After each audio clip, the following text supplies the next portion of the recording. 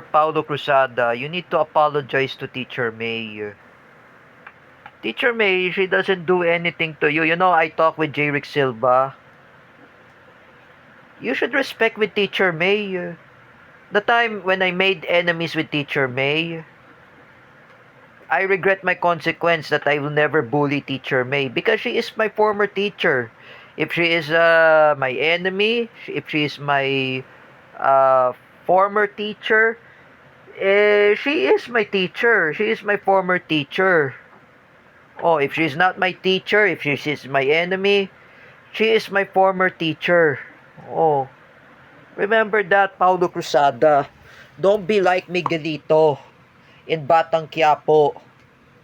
You're just like a similar of Bongbong Marcos, like Roberto Guerrero, even Melanie Shiraz compared to Jackie Guerrero.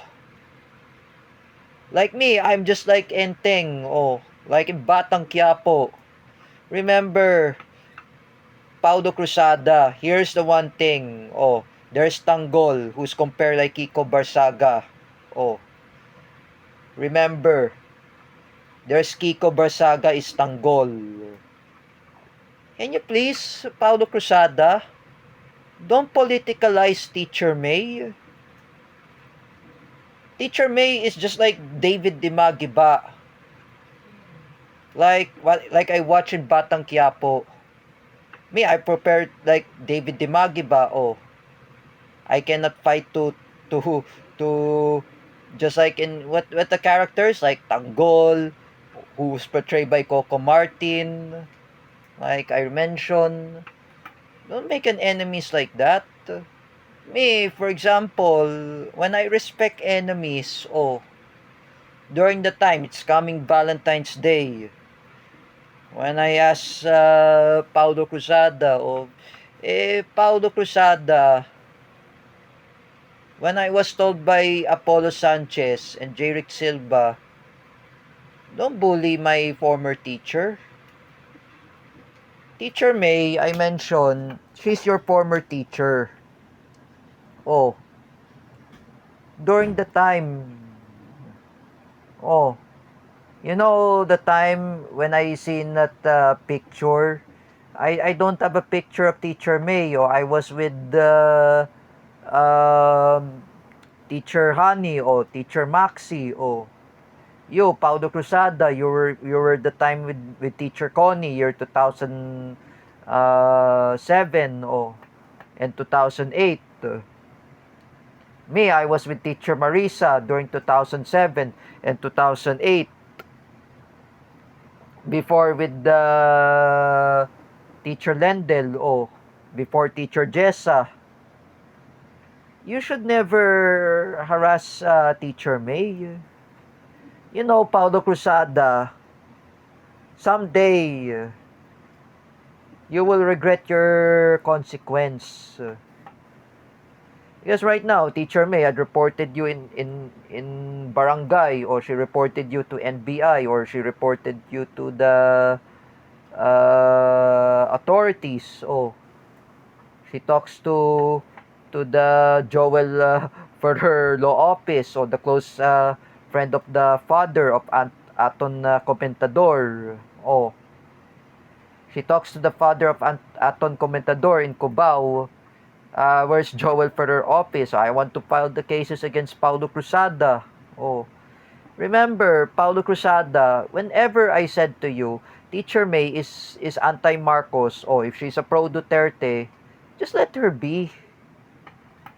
Teacher May is retired already.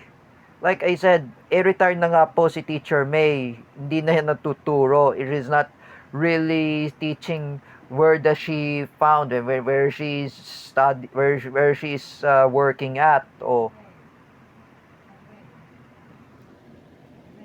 what? What? Kaya yan naman tigil ko dito sa dispensa. Kasi kagala mo dito. Yeah.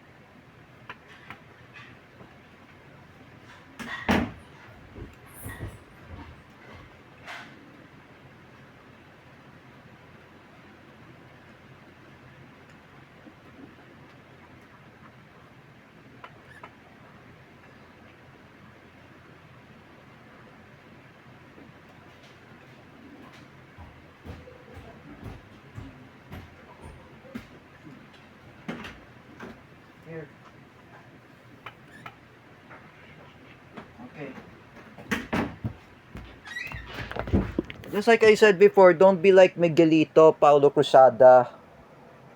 Ha? Don't be such a bad influence. Don't be stubborn. If Teacher May scolded you, or like what she said to you, oh, Paulo Cruzada, um, don't do that again. Oh, don't bully me again. Unless I understand with Teacher May.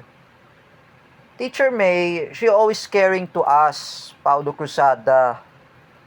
It means may malasakit yan si Teacher May. You know, Teacher May got reflected because you bullying her, you harassing her, you're attacking her name, you're attacking her reputation. What does Teacher May want? So what opinion of Teacher May that she is anti-Marcos if she's a pro Duterte? What's the opinion? Oh, you know that time Paulo Cruzada. Oh, do not harass Teacher May. First of all, Joseph Maspinas. Next is Teacher May. Teacher May is already retired, Paulo Cruzada. She's not very sick. She is retired, though. I talked with Lawrence Villawan, or I talked to Apollo Sanchez, J. Rick Silva. Oh, I talked to my old friends that Teacher May is already retired. Because I know Teacher May is in middle age. You should never harass Teacher May.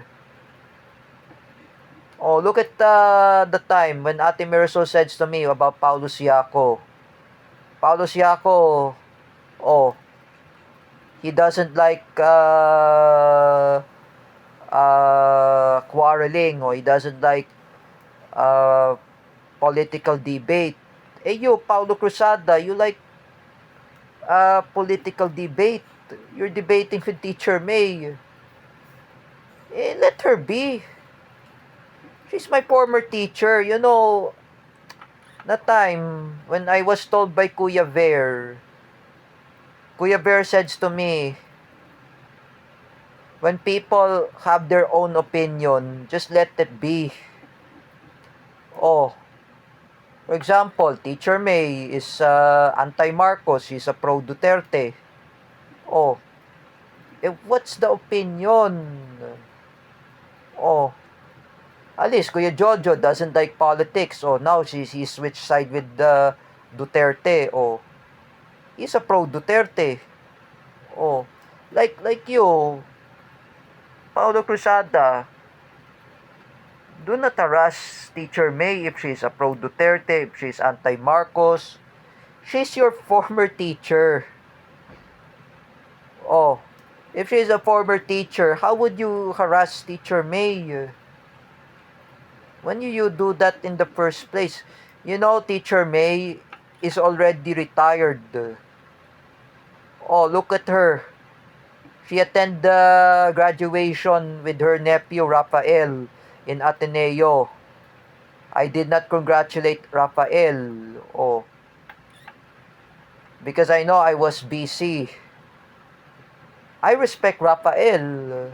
Oh, Rafael had said to me, oh, from the message from Denzel Joshua, Denzel Joshua had chat Rafael Tiburcio, that was a friend of Jetro Lopez, and that was a nephew of Teacher May.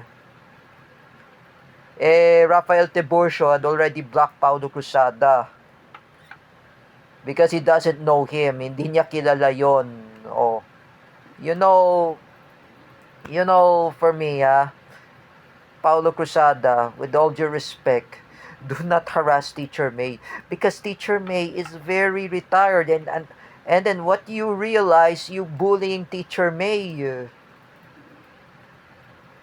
Oh, me and Matthew Timbal, we don't like bullies. Even Baham Hernando. Oh, you know, Baham doesn't like bully. Oh, I say to him, you have to be non-political. Oh, Baham says, I want to be a politician too. Oh, He's just making role play. I know Bam Hernando is just like Manuel Luis Antonio. Oh, making a role play.